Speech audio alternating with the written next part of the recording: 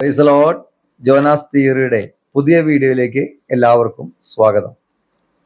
കഴിഞ്ഞ കുറച്ച് ദിവസങ്ങളായിട്ട് കർത്താവിൻ്റെ വരവും അനന്തര സംഭവങ്ങളും എന്നൊരു വിഷയത്തെക്കുറിച്ചാണ് നമ്മൾ ചിന്തിച്ചുകൊണ്ടിരിക്കുന്നത്. അതിൽ ഒത്തിരി കാര്യങ്ങൾ നമ്മൾ സംസാരിച്ചു. ഇന്ന് നമ്മൾ കർത്താവിൻ്റെ രണ്ടാം വരവുമായി ബന്ധപ്പെട്ട അടയാളങ്ങൾ എന്തൊക്കെയാണ് എന്നാണ് നമ്മൾ ചിന്തിക്കുന്നത്. കഴിഞ്ഞ ക്ലാസ്സിൽ രണ്ടാം വരവിൻ്റെ അനന്തര സംഭവങ്ങൾ അതാണ് നമ്മൾ പറഞ്ഞു നിർത്തിയത്. അപ്പൊ ഇന്ന് രണ്ടാം വരവുമായി ബന്ധപ്പെട്ട അടയാളങ്ങൾ എന്തൊക്കെയാണ്? ഒന്ന്, സുവിശേഷ പ്രഘോഷണമാണ്. മത്തായി സുവിശേഷം 24 അധ്യായം അതിൻ്റെ 14 വാക്യം. അവിടെ എഴുതിയിരിക്കുന്നത് എങ്ങനെയാണ്? രാജ്യത്തിന്റെ ഈ സുവിശേഷം സകല ജാതികൾക്കും സാക്ഷ്യമായി ഭൂലോകത്തിലൊക്കെയും പ്രസംഗിക്കപ്പെടും, അപ്പോൾ അവസാനം വരും. അപ്പോൾ ഇവിടെ രാജ്യത്തിന്റെ ഈ സുവിശേഷം സകല ജാതികൾക്കും സാക്ഷ്യമായി ഭൂലോകത്തിലൊക്കെയും പ്രസംഗിക്കപ്പെടും, അപ്പോൾ അവസാനം വരും. അപ്പൊ യഥാർത്ഥത്തില് ഈ കൃപായുഗത്തില് ദൈവ മക്കളായി തീർന്നവർക്കാണ് ഈ സുവിശേഷം അറിയിക്കാനുള്ള അധികാരം ദൈവം കൊടുത്തേക്കണേ. അതായത് ദൂതന്മാർക്ക് പോലും ഈ കൃപായുഗത്തിൽ എന്ത് കൊടുത്തിട്ടില്ല? സുവിശേഷം അറിയിക്കാനുള്ള ദൗത്യം ദൈവം ഏൽപ്പിച്ചിട്ടില്ല. പക്ഷേ മഹോപദ്രകാലത്തിൽ ദൂതന് സുവിശേഷം അറിയിക്കുന്നതായിട്ട് എന്താണ് ബൈബിളില് വെളിപ്പെടുത്തി വെച്ചിട്ടുണ്ട്. നമുക്ക് നോക്കാം. വെളിപ്പാട് പുസ്തകം 14 അധ്യായം അതിന്റെ 6 വാക്യം. അവിടെ എഴുതിയിരിക്കുന്നത് എങ്ങനെയാണ്? വേറൊരു ദൂതൻ ആകാശമധ്യേ പറക്കുന്നത് ഞാൻ കണ്ടു. ഭൂവാസികളായ സകല ജാതിയും ഗോത്രവും ഭാഷയും വംശവും ആയവരോട് അറിയിപ്പാൻ അവന്റെ പക്കൽ ഒരു നിത്യ സുവിശേഷം ഉണ്ടായിരുന്നു. എന്നിട്ട് ആ സുവിശേഷം എന്താണ്? ആ സുവിശേഷം ഇതാണ്: ദൈവത്തെ ഭയപ്പെട്ട് അവന് മഹത്വം കൊടുപ്പീൻ, അവന്റെ ന്യായവിധിയുടെ നാഴിക വന്നിരിക്കുന്നു, ആകാശവും ഭൂമിയും സമുദ്രവും നീരുറവളും ഉണ്ടാക്കി അവനെ നമസ്കരിപ്പീൻ എന്ന് അവൻ അത്യുച്ചത്തിൽ പറഞ്ഞുകൊണ്ടിരുന്നു. അപ്പോൾ മനുഷ്യന്മാർക്ക് മാത്രമല്ല സുവിശേഷം അറിയിക്കാനുള്ള അധികാരം കൊടുത്തിട്ടുള്ളത്. മനുഷ്യന്മാർക്ക് എപ്പോഴാണ് അധികാരം കൊടുത്തിട്ടുള്ളത്? ഈ കൃപായുഗത്തിലാണ്. പക്ഷേ മഹോപദ്ര കാലത്തിൽ എന്താണ്? ദൂതനും അധികാരം കൊടുത്തിട്ടുണ്ട് എന്ന് ബൈബിൾ കൃത്യമായിട്ട് വ്യക്തമാക്കുന്നു. ഓക്കെ, അപ്പൊ നമ്മുടെ വിഷയത്തിലേക്ക് വരികയാണ്. അപ്പോൾ യഥാർത്ഥത്തില് ഈ സുവിശേഷം എല്ലായിടത്തും എന്ത് ചെയ്യണം? പ്രസംഗിക്കപ്പെടണം, അപ്പോൾ അവസാനം വരും എന്ന് പറയുന്നു. അപ്പോൾ അങ്ങനെയാണെങ്കിൽ ഈ സുവിശേഷം അറിയിക്കുവാൻ നമ്മളെല്ലാവരും ബാധ്യസ്ഥരാണ്. ചിലർ പറഞ്ഞത് പാസ്റ്റർമാരുടെ ദൗത്യമാണ് സുവിശേഷ വേല എന്ന. പക്ഷെ ബൈബിൾ അങ്ങനെയല്ല പഠിപ്പിക്കുന്നത്. പത്രോസ് പറയുന്നു, 1 പത്രോസ് 2:9 പറയുന്നത്, നിങ്ങളോ അന്ധകാരത്തിൽ തന്നെ അത്ഭുത പ്രകാശത്തിലേക്ക് നിങ്ങളെ വിളിച്ചവന്റെ സൽഗുണങ്ങളെ ഘോഷിപ്പാൻ തക്കവണ്ണം തെരഞ്ഞെടുക്കപ്പെട്ട ജാതിയും രാജകീയ പുരോഹിത വർഗവും വിശുദ്ധ വംശവും സ്വന്തം ജനവുമാകുന്നു. അപ്പോൾ പുതിയ നിയമത്തിലേക്ക് വരുമ്പോൾ രക്ഷിക്കപ്പെട്ട എല്ലാവരും അവന്റെ സൽഗുണങ്ങളെ ഘോഷിക്കണം. അപ്പൊ ആ സുവിശേഷം അറിയിക്കുവാൻ വേണ്ടിയുള്ള ശക്തിയാണ് അപ്പോസ്തല പ്രവൃത്തികളുടെ പുസ്തകം 1 അധ്യായം 8 വാക്യത്തിൽ പറഞ്ഞിരിക്കുന്നത്. എന്നാൽ പരിശുദ്ധാത്മാവ് നിങ്ങളുടെ മേൽ വരുമ്പോൾ നിങ്ങൾ ശക്തി ലഭിച്ചിട്ട് യെരുശലേമിലും യഹൂദയിലും എല്ലായിടവും ശമര്യയിലും ഭൂമിയുടെ അറ്റത്തോളം എന്റെ സാക്ഷികളാകുമെന്ന് യേശു പറഞ്ഞു. അപ്പോൾ യഥാർത്ഥത്തിൽ ഈ സുവിശേഷം അറിയിക്കാനുള്ള, യേശുവിന്റെ സാക്ഷ്യം വഹിക്കാനുള്ള ശക്തിയാണ് പരിശുദ്ധാത്മാവ് പകരുമ്പോൾ നമ്മുടെ മേൽ ലഭിക്കുന്നത്. പക്ഷെ ഇന്ന് ഈ ശക്തി ഉപയോഗിച്ച് സുവിശേഷം അറിയിക്കാതെ 4 ചുവരിന്റെ അകത്തിരുന്ന് ആരാധിച്ചു തീർക്കുന്ന അനുഭവമാണ് കണ്ടുകൊണ്ടിരിക്കുന്നത്. നമുക്കറിയാം, അപ്പോസ്തല പ്രവൃത്തി 4, 5 അധ്യായങ്ങളൊക്കെ പഠിക്കുമ്പോൾ, 5-ാം അധ്യായം 40, 41 അധ്യായങ്ങൾ പഠിക്കുമ്പോൾ, 41 വാക്യങ്ങൾ പഠിക്കുമ്പോൾ, അവിടെ ന്യായാധിപ സംഘത്തിന്റെ മുമ്പിൽ കൊണ്ടുപോയി അവരെ അടിച്ചു വന്ന അപ്പോസ്തലന്മാരെ, പത്രോസ് ഉൾപ്പെടെയുള്ള അപ്പോസ്തലന്മാരെ. എന്നിട്ട് അവർ സന്തോഷിച്ചുകൊണ്ട് പുറപ്പെട്ടു പോയിട്ട് അവർ എന്ത് ചെയ്തു? വീട് തോറും സുവിശേഷം അറിയിച്ചു എന്നാ. അപ്പൊ അപ്പോസ്തലന്മാരും മുതൽ എല്ലാവരും സുവിശേഷം അറിയിക്കുന്ന ഒരു പതിവാണ് ആദിമസഭയിൽ ഉണ്ടായിരുന്നത്. ഞാൻ പറഞ്ഞ കാര്യം മനസ്സിലാകുന്നുണ്ടോ? അപ്പോൾ എല്ലാ വിശ്വാസികളും, രക്ഷിക്കപ്പെട്ട എല്ലാവർക്കും ഉള്ള ഒരു ദൗത്യമാണ് സുവിശേഷ വേല എന്ന് പറയുന്നത്. കാരണം ഞാൻ എപ്പോഴും പറയാറുണ്ട്, ഇടയനാണോ ആടുകളെ പ്രസവിക്കുന്നത്? ആടുകളാണോ ആടുകളെ പ്രസവിക്കുന്നത്? അല്ലെ, ഇടയനല്ലല്ലോ ആടുകളെ പ്രസവിക്കുന്നത്, അല്ലെ ആടല്ലേ ആടുകളെ പ്രസവിക്കുന്നേ. അപ്പോൾ ഒരു സഭയിൽ ഒരു ഇടയനുണ്ടെങ്കിൽ ബാക്കിയുള്ള വിശ്വാസികളൊക്കെ ആടുകളാ. അപ്പൊ ഈ ആടുകളാണ് ആടുകളെ പ്രസവിക്കേണ്ടത്. ഇനി യേശുക്രിസ്തു വലിയ ഇടയനാകുമ്പോൾ ദൈവദാസന്മാരും പാസ്റ്റർമാരും എന്താണ്? ആടുകളാ. ആ ഒരു അർത്ഥത്തിൽ ദൈവദാസന്മാര് സുവിശേഷം അറിയിക്കണം. ഇന്നിപ്പോ അതൊന്നും ഇല്ലല്ലോ. കുടുംബ പാസ്റ്റർമാരായിട്ടിരിക്കുകയല്ലേ. കുടുംബ ഡോക്ടർ എന്ന് പറഞ്ഞ പോലെയാണ് കുടുംബ പാസ്റ്റർമാരായിട്ടിരിക്കുക. വിശ്വാസികളുടെ വീടുകൾ മാത്രം പോയി പ്രാർത്ഥന നടത്തി, വീട് വിസിറ്റ് നടത്തി അവരിങ്ങനെ മുന്നോട്ട് പോകുക. ഒരു ജാതികളുടെ വീട് പോലും ഇപ്പൊ കയറുന്നില്ലല്ലോ. ഇപ്പൊ അതിന്റെ ആവശ്യമില്ലല്ലോ, കാരണം അവരുടെ കാര്യങ്ങളൊക്കെ നടക്കുന്നുണ്ട്. അപ്പം ഞാൻ പറഞ്ഞു വരുന്നത്, ഈ സുവിശേഷം എല്ലായിടത്തും എത്തണമെങ്കിൽ നമ്മളെല്ലാവരും സുവിശേഷം അറിയിക്കണം. ഇപ്പൊ അതിന് നമ്മളൊരു ചെയ്യുന്നൊരു കാര്യമുണ്ട്. ഓരോ വിശ്വാസികളോടും പറയുന്ന കാര്യം എന്താണെന്ന് വെച്ച് കഴിഞ്ഞാൽ, നിങ്ങളുടെ വീടിന്റെ അടുത്തുള്ള ചുറ്റുമുള്ള ഒരു 10 കുടുംബങ്ങൾക്ക് വേണ്ടി നിങ്ങൾ പ്രാർത്ഥിക്കുക. അപ്പോൾ ദൈവം അവർക്ക് വേണ്ടി അവരോട് സുവിശേഷം പറയാനുള്ള ഒരു മുഖാന്തരം എന്ത് ചെയ്യും? ഇപ്പൊ എതിർക്കുന്നവരാണെങ്കിൽ അതിനുള്ള അവസരം ദൈവം ഒരുക്കി തരും. അപ്പൊ അങ്ങനെ ഒരു ആത്മഭാരം നമുക്ക് വേണം. ദേശത്ത് നമ്മൾ സുവിശേഷം അറിയിക്കണം, കർത്താവിന്റെ സാക്ഷ്യം വഹിക്കണം. കർത്താവിന്റെ സാക്ഷ്യം വഹിക്കണേ ആദ്യം നമുക്ക് സാക്ഷ്യം ഉണ്ടാവണം. ദേശത്ത് നാട്ടുകാരന്റെ അതിരും മാന്തി അവനെയും ചീത്ത വിളിച്ചുകൊണ്ടിരുന്ന നമുക്ക് ദേശത്ത് സുവിശേഷം അറിയിക്കാൻ പറ്റത്തില്ല. അപ്പൊ അതിന് നല്ല സാക്ഷി നമുക്കുണ്ടാകണം. അപ്പൊ ഇവിടെ ഇപ്പൊ നമുക്കറിയാം, അനേക ബൈബിൾ ട്രാൻസ്ലേഷൻ ഒക്കെ നടന്നുകൊണ്ടിരിക്കുന്നുണ്ട് അനേക ഭാഷകളിലൊക്കെ. അതൊക്കെ സുവിശേഷത്തിന്റെ ഒരു ഭാഗമാണത്. പരസ്യങ്ങള്, അതേപോലെ വീടുകൾ കയറിയുള്ള സുവിശേഷ പ്രവർത്തനങ്ങള്, ട്രാക്ട് കൊടുക്കൽ മിനിസ്ട്രി, അങ്ങനെ ഒരുപാട് കാര്യങ്ങൾ, ഒരുപാട് ടി വിയിലൂടെയും വാട്സപ്പിലൂടെ ഒക്കെ നമുക്ക് വചനം അറിയിക്കാം, സുവിശേഷം അറിയിക്കാം. നല്ലൊരു മാധ്യമമാണ്. കാരണം ഇന്ന് ലോകമെമ്പാടും കേൾക്കാൻ പറ്റിയൊരു മാധ്യമമാണ് ഈ വാട്സപ്പും ഫേസ്ബുക്കും യൂട്യൂബും ഒക്കെ. അപ്പൊ നമ്മൾ ഇതൊക്കെ പരമാവധി നമ്മൾ എന്ത് ചെയ്യണം? കർത്താവിന്റെ നാമത്തിന് വേണ്ടി നമ്മളത് ഉപയോഗിക്കണം. ഈ കുശുമ്പും കുന്നായ്മയും ഒന്നും പറഞ്ഞുകൊണ്ടിരിക്കാതെ എന്ത് ചെയ്യണം? ദൈവത്തിന്റെ വചനം മറ്റുള്ളവരുമായിട്ട് എന്ത് ചെയ്യണം? നമ്മൾ ഷെയർ ചെയ്യണം. എന്നാൽ മാത്രമേ ഈ രാജ്യത്തിന്റെ സുവിശേഷം എല്ലായിടത്തും എത്തിച്ചേരുകയുള്ളൂ. അപ്പൊ ഒന്ന് നമ്മൾ കണ്ടു, സുവിശേഷ ഘോഷണമാണ്. അപ്പൊ സുവിശേഷം എല്ലാ ജാതികൾക്കും സാക്ഷ്യമായിട്ട് ലോകത്തിലൊക്കെ എന്ത് ചെയ്യണം? പ്രസംഗിക്കപ്പെടണം. അതിന് ഒരു സംഘടന മാത്രം വിചാരിച്ചാൽ പറ്റത്തില്ല. രക്ഷിക്കപ്പെട്ട എല്ലാവരും വിചാരിച്ചാൽ മാത്രമേ ഈ സുവിശേഷീകരണം നടക്കുകയുള്ളൂ. ഇനി രണ്ടാമതായിട്ട് അധർമ്മത്തിന്റെ വർധനവ്, അധർമ്മവും ധാർമ്മിക അധംബരവും വർദ്ധിക്കുമെന്നാണ് ദൈവത്തിന്റെ വചനത്തിൽ എഴുതിയിരിക്കുന്നത്. മത്തായി 24:12 വാക്യം. ആ വാക്യം പറഞ്ഞത് ഇങ്ങനെയാണ്: അധർമ്മം പെരുകുന്നത് കൊണ്ട് അനേകരുടെ സ്നേഹം നടത്തുപോകും, എന്നാൽ അവസാനത്തോളം സഹിച്ചു നിൽക്കുന്നവൻ രക്ഷിക്കപ്പെടും എന്ന് അവിടെ പറഞ്ഞത് ഇങ്ങനെയാണ്. അപ്പോൾ യഥാർത്ഥത്തിൽ അധർമ്മത്തിന്റെ വർധനവുണ്ടാകും. ബൈബിളിൽ കൃത്യമായിട്ട് പറയുന്നുണ്ട്. അപ്പോൾ അത് നമുക്ക് ഈ കാലഘട്ടം വളരെ കർത്താവിന്റെ വരവുമായിട്ട് ഏറ്റവും അടുത്ത് കിടക്കുകയാണ്. കാരണം അധർമ്മം പെരുകിക്കൊണ്ടിരിക്കുന്നു. ഓരോ ദിവസവും നമ്മൾ കേൾക്കുന്ന വാർത്തകള് അല്ലേ, ഭയങ്കര മോശമായ വാർത്തകളാണ് കേട്ടുകൊണ്ടിരിക്കുന്നത്.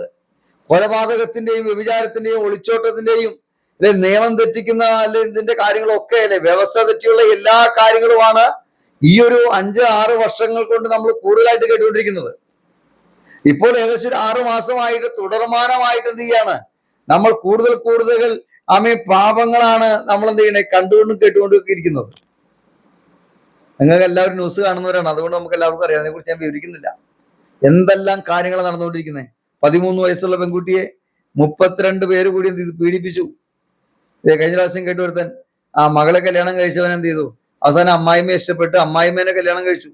എന്തൊക്കെ കേൾക്കണം? ഇങ്ങനെ അധർമ്മം പെരുകിക്കൊണ്ടിരിക്കുകയാണ്. കൊച്ചുമക്കളെ പീഡിപ്പിക്കുന്ന വല്യപ്പന്മാര് ഇങ്ങനെ അധർമ്മം പെരുകിക്കൊണ്ടിരിക്കുകയാണ്. വ്യവസ്ഥകൾ തെറ്റിച്ച് പോവുകയാണ്, നിയമം തെറ്റിക്കുകയാണ്, അധർമ്മം പെരുകിക്കൊണ്ടിരിക്കുന്നു. അപ്പൊ അധർമ്മത്തിന്റെ വർധനവ് എന്താണ്? ഈ കർത്താവിന്റെ വരവിന്റെ എന്താണ് ഒരു അടയാളമായിട്ട് നമ്മളത് കാണണം. നിയമം മാറ്റിയില്ലേ? ഇന്ത്യയിൽ പോലും ആണുമാണ് വിവാഹം കഴിക്കാം അല്ലെ, പെണ്ണും വിവാഹം കഴിക്കാം. നിയമവ്യവസ്ഥകളൊക്കെ മാറി. പ്രായപൂർത്തിയായി കഴിഞ്ഞാൽ ആർക്കും ആരോട് കൂടെ പോകാം അല്ലെ, ആർക്കും പരാതി കൊടുക്കാൻ പറ്റത്തില്ല. അപ്പൊ അങ്ങനെ ഒരു കണ്ടീഷനിലേക്ക് സ്ഥിതിയിലേക്ക് എത്തിച്ചേർന്നു. ഇത് കർത്താവിന്റെ വരവ് ആസന്നമായി എന്നതിനെന്താണ് വിളിച്ച് നമ്മളെ അറിയിക്കുകയാണ്. ഇനി അടുത്തത് കള്ളക്രിസ്തുമാരും വ്യാജ പ്രവാചകന്മാരും. വിശ്വാസികളെ വഞ്ചിക്കാൻ പലരും അധികം ശ്രമിക്കും. മത്തായി 24:24 വാക്യം. മത്തായി 24:24. കള്ളക്രിസ്തുക്കളും കള്ളപ്രവാചകന്മാരെ എഴുന്നേറ്റ് കഴിയുമെങ്കിൽ വൃതന്മാരെയും തെറ്റിപ്പാനായി വലിയ അടയാളങ്ങളും അത്ഭുതങ്ങളും കാണിക്കും. ഇന്ന് അനേക കള്ളപ്രവാചകന്മാർ ഇറങ്ങിയിരിക്കുക. ജനത്തെ എന്താ പറയുക, ഭൗതിക നന്മയിലേക്ക് ആകർഷിച്ചുകൊണ്ട് അല്ലെ, 5 വെച്ചാൽ 10 കിട്ടും എന്ന് പറഞ്ഞുള്ള പരിപാടിയാണ് ഇപ്പൊ ചെയ്തുകൊണ്ടിരിക്കുന്നത്. കർത്താവ് ആത്മീയ കാര്യങ്ങളാണ് ഉദ്ദേശിച്ചേക്കണേ. പക്ഷെ ഇവര് പറഞ്ഞു വെക്കുന്നത് ഈ ലോകത്തിലുള്ള നന്മ കിട്ടാനും ഭൗതികം കിട്ടാനുള്ള കാര്യങ്ങളെ കുറിച്ചാണ് ഈ പറഞ്ഞു വെക്കുന്നത്. കള്ളപ്രവാചകന്മാര്, കള്ളക്രിസ്തുക്കള് എഴുന്നേറ്റ് കഴിഞ്ഞു. അനേകരെ തെറ്റിച്ചുകൊണ്ടിരിക്കുകയാണ്. ആരെയാണ്? കഴിയുമെങ്കിൽ വൃദ്ധന്മാരെന്ന് പറഞ്ഞാൽ എന്താണ്? തെരഞ്ഞെടുക്കപ്പെട്ടവരെ, സെലക്ട് ചെയ്യപ്പെട്ടവരെ, അവരെ പോലും തെറ്റിക്കും. ഇന്ന് അനേകരെ തെറ്റിച്ചുകൊണ്ടിരിക്കുകയല്ലേ. അനേക ഉപദേശങ്ങൾ പറഞ്ഞുകൊണ്ട് പ്രവചനങ്ങൾ പറഞ്ഞുകൊണ്ട് അനേകരെ തെറ്റിച്ചുകൊണ്ടിരിക്കുകയല്ലേ. ഇതൊക്കെ അന്ത്യകാലത്തിന്റെ ലക്ഷണമാണ്. കർത്താവിന്റെ വരവ് ഏറ്റവും ആസന്നമായി. അതിനുള്ള തെളിവുകളാണ് നമ്മൾ ഈ കണ്ടുകൊണ്ടിരിക്കുന്നത്. ഇതൊക്കെ വളരെ നമ്മൾ സൂക്ഷിക്കണം. ആരെന്ത് പ്രവചനം പറഞ്ഞാലും അത് വചനത്തിൽ അടിസ്ഥാനമുള്ളതാണോ എന്ന് നമ്മൾ കൃത്യമായിട്ട് ചിന്തിക്കണം. വചനത്തെ വചനം കൊണ്ടാണ് തെളിയിക്കേണ്ടത്, മാനുഷ്യ കൽപ്പനകൾ വെച്ചല്ല തെളിയിക്കേണ്ടത്. നിങ്ങൾ ഈ ചാനലിൽ നിങ്ങൾ ഏതെല്ലാം വീഡിയോ ശ്രദ്ധിച്ചാൽ നിങ്ങൾക്കറിയാം, ബൈബിളിലെ വചനങ്ങളെ വചനത്തെ വചനം കൊണ്ട് മാത്രമേ തെളിയിക്കുന്നുള്ളൂ. ഒരു മാനുഷികമായ ആലോചനകളിലൂടെ പറയുന്നില്ല. അതൊക്കെ വചന വിപരീതമാണ്. ഊഹാപോഹങ്ങൾ പറഞ്ഞുകൊണ്ട് പലരും എന്ത് ചെയ്യാണ്, ജനത്തെ തെറ്റിച്ചുകൊണ്ടിരിക്കുകയാണ്. ഇതിനെക്കുറിച്ച് പൗലോസും പറഞ്ഞല്ലോ, ഞാൻ പോയ ശേഷം കൊടിയ ചെന്നായ്ക്കൾ നിങ്ങളുടെ ഇടയിൽ കിടക്കും, വിപരീത ഉപദേശം പ്രസ്താവിക്കുന്ന പുരുഷന്മാർ നിങ്ങളുടെ ഇടയിൽ നിന്ന് എഴുന്നേൽക്കും. അപ്പോസ്തല പ്രവൃത്തി 20:28 മുതൽ 32 വരെയുള്ള വാക്യങ്ങളാണ്.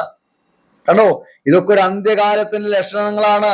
അതുകൊണ്ട് വിശ്വാസികൾ കുടുങ്ങിപ്പോകരുത്. വചനത്തിന് വേണ്ടി നിൽക്കണം, ഉപദേശത്തിന് വേണ്ടി നിൽക്കണം, പ്രമാണത്തിന് വേണ്ടി നിൽക്കണം. ലോകത്തെയും പാപത്തെയും ജയിച്ച് പിശാചിനെ ജയിച്ചാൽ മാത്രമേ കർത്താവിന്റെ രണ്ടാമത്തെ വരവെങ്കിൽ ആൺകുട്ടിയായിട്ട് നമുക്ക് എടുക്കപ്പെടാൻ കഴിയുകയുള്ളൂ. അതിന് വിപരീതമായിട്ട് കള്ളപ്രവാചകന്മാർ എഴുന്നേൽക്കും. ഈ ഭൗതിക നന്മയുടെ കാര്യങ്ങൾ പറഞ്ഞുകൊണ്ട് നമ്മുടെ മനസ്സിനെ ലോകത്തിലേക്ക് കൊണ്ടുപോകത്തക്ക രീതിയിൽ ഉപദേശങ്ങൾ പറയും, അവര് പ്രവചനങ്ങൾ പറയും. ഇതിലൊന്നും വിശ്വാസികൾ കുടുങ്ങിപ്പോകരുത്. പഥ്യവചനം നമുക്ക് തന്നിട്ടുണ്ട്, യഥാർത്ഥ വചനം തന്നിട്ടുണ്ട്. ആ ഉപദേശം അനുസരിച്ചാണ് വിശ്വാസികൾ നിലനിൽക്കേണ്ടത്. ആ വചനമനുസരിച്ചാണ് വിശ്വാസികൾ ജീവിക്കേണ്ടത്. ഈ വചനമനുസരിക്കാതെ ഒരൊറ്റ വ്യക്തിക്കും സ്വർഗരാജ്യം അവകാശമാക്കുവാൻ കഴിയത്തില്ല.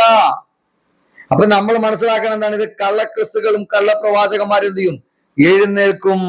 അത് കർത്താവിന്റെ വരവുമായി ബന്ധപ്പെട്ട അടയാളങ്ങളാണ്. ഇനി അടുത്തത് ഉപദ്രവം. 4-ാമത്തെ പോയിന്റാണ് ഉപദ്രവം. ക്രിസ്തുവിന്റെ അനുയായികൾ എതിർപ്പുകളെ നേരിടേണ്ടി വരും. മത്തായി 24:9. മത്തായി 24:9 പറയുന്നത് എങ്ങനെയാണ്? അന്ന് അവർ നിങ്ങളെ ഉപദ്രവത്തിന് ഏൽപ്പിക്കുകയും കൊല്ലുകയും ചെയ്യും. എന്റെ നാമനിമിത്തം സകല ജാതികളും നിങ്ങളെ പകയ്ക്കും. കണ്ടോ, അപ്പോൾ യഥാർത്ഥ കർത്താവിന്റെ വരവുമായി ബന്ധപ്പെട്ട് പറയുന്ന ഭാഗങ്ങളാണത്. ഇന്ന് പീഡനങ്ങൾ വർദ്ധിച്ചുകൊണ്ടിരിക്കുകയല്ലേ. വടക്കേന്ത്യൻ ഭാഗങ്ങളിലൊക്കെ ഭയങ്കരമായ പ്രശ്നങ്ങളാണ് നടക്കുന്നത് അല്ലെ. പട്ടീനെ തല്ലിക്കൊല്ലുന്ന പോലെ വടി ഉപയോഗിച്ച് അടിച്ചു കൊല്ലുകയാണ്. മാരകമായ പീഡനങ്ങളാണ് സുവിശേഷ വിരോധികൾ നടത്തിക്കൊണ്ടിരിക്കുന്നത്. ഗ്രഹാം സ്റ്റെയിലിനെ കുറിച്ച് നമുക്കറിയാം അല്ലെ. അവരെ 2 പിഞ്ചു കുഞ്ഞുങ്ങളെയും കൊന്നുകളഞ്ഞു. അപ്പോൾ ഇങ്ങനെ അനേകമായ പീഡനങ്ങൾ അനേക ഭക്തന്മാർ അനുഭവിച്ചുകൊണ്ടിരിക്കുന്നു. അനേകരെ ജയിലുകളിൽ പിടിച്ചിട്ടൊക്കെയാണ്. സഭകളിൽ കയറി അടിയുണ്ടാക്കുന്നു, വഴക്കുണ്ടാക്കുന്നു, ഉപദ്രവിക്കുന്നു, തലതല്ലി പൊട്ടിക്കുന്നു. എന്തെല്ലാം ഉപദ്രവങ്ങളാണ് നടന്നുകൊണ്ടിരിക്കുന്നത്. ഒരു കാര്യം വ്യക്തമാണ്, കർത്താവിന്റെ വരവ് ഏറ്റവും ആസന്നമായി കഴിഞ്ഞു. അപ്പൊ ഈ ഉപദ്രവമാണ് 4-ാമത്തെ പോയിന്റ് എന്ന് പറഞ്ഞത്. ഇനി എന്താണ്? യുദ്ധങ്ങളും പ്രകൃതിക്ഷോഭങ്ങളും അല്ലെ. മത്തായി 24:6-7 വാക്യങ്ങൾ അവിടെ എഴുതിയിരിക്കുന്നത് എങ്ങനെയാണ്? നിങ്ങൾ യുദ്ധങ്ങളെയും യുദ്ധശ്രുതികളെയും കുറിച്ച് കേൾക്കും, ചഞ്ചലപ്പെടാതിരിപ്പാൻ സൂക്ഷിപ്പീൻ. അത് സംഭവിക്കേണ്ടത് തന്നെ, എന്നാൽ അത് അവസാനമല്ല. ജാതി ജാതിയോടും രാജ്യം രാജ്യത്തോട് തീർക്കും, ക്ഷാമവും ഭൂകമ്പവും അവിടെ ഉണ്ടാകും. എങ്കിലും ഇതൊക്കെയും ഈറ്റുനോവിന്റെ ആരംഭം. എന്ന് പറഞ്ഞാൽ അല്ലെ, പ്രസവത്തിന് മുമ്പുള്ള വേദനയാണ് ഈറ്റുനോവ് എന്ന് പറയുന്നത്. അപ്പോൾ യഥാർത്ഥത്തില് അതുകൊണ്ടാണ് വെളിപ്പാട് പുസ്തകം നമ്മൾ 12-ാം അധ്യായം പഠിച്ചു. ദൈവസഭയുടെ എടുക്കപ്പെടലിനെ കുറിച്ച് നമ്മൾ പഠിച്ചു. നിങ്ങൾ ആ വീഡിയോ പോയിട്ട് കേൾക്കണം. എവിടെ ഈറ്റുനോവ് കർത്താവിന്റെ വരവുമായിട്ട് ബന്ധപ്പെടുമ്പോൾ ഒരു പ്രസവിക്കാറായ സ്ത്രീയെ കുറിച്ചാണ് ഈ പറഞ്ഞു വെച്ചിരിക്കുന്നത്, കന്യയെ കുറിച്ചല്ല. നിങ്ങളത് വളരെ കൃത്യമായിട്ട് മനസ്സിലാക്കണം. അപ്പോ ഒരു വിഷയം തെളിയിക്കാൻ വേണ്ടിയാണ് സ്ത്രീ എന്നും പ്രസവിക്കാറായ സ്ത്രീ എന്നൊക്കെ ബൈബിള് വെളിപ്പെടുത്തി വെച്ചിരിക്കുന്നത്. ഇവിടെ എന്താണ്? ഇത് ഈറ്റുനോവിന്റെ ആരംഭമാണെന്ന് പറഞ്ഞാൽ എന്താണ്?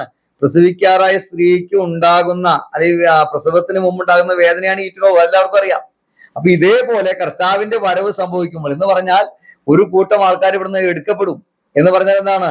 ആഗോള വ്യാപകമായ ദൈവസഭ. അതാണ് നമ്മൾ കണ്ടല്ലേ വെളിപ്പാട് 12-ലെ സൂര്യൻ അണിഞ്ഞ സ്ത്രീ. ആ സ്ത്രീ എന്ത് പ്രസവിച്ചു? അതെന്താണ് പ്രസവിച്ചത്? ഈ ആൺകുട്ടി എടുക്കപ്പെട്ടു. എന്ന് പറഞ്ഞാൽ ആഗോള വ്യാപകമായ ദൈവസഭയിൽ നിന്ന് വിശുദ്ധിക്ക് വേണ്ടി, പ്രമാണത്തിന് വേണ്ടി, വചനത്തിന് വേണ്ടി ലോകത്തെ ജയിച്ച്, പിശാചിനെ ജയിച്ച്, പാപത്തെ ജയിച്ച് നിന്ന ആൺകുട്ടി ഇവിടുന്ന് എടുക്കപ്പെടും. കണ്ടോ? അപ്പൊ അതാണ് ഈ പ്രസവത്തെ കുറിച്ച് അവിടെ പറഞ്ഞു വെച്ചിരിക്കുന്നത്. അത് തന്നെയാണ് ഇവിടെയും പറഞ്ഞു വെച്ചിരിക്കുന്നത്. അതിനൊക്കെ പലരും തെറ്റായിട്ട് വ്യാഖ്യാനിച്ച് എന്ത് ചെയ്യാണ്? ദൈവ ഉദ്ദേശിച്ച അർത്ഥങ്ങളൊക്കെ മാറ്റി വെച്ച് കളഞ്ഞേക്കുകയാണ്.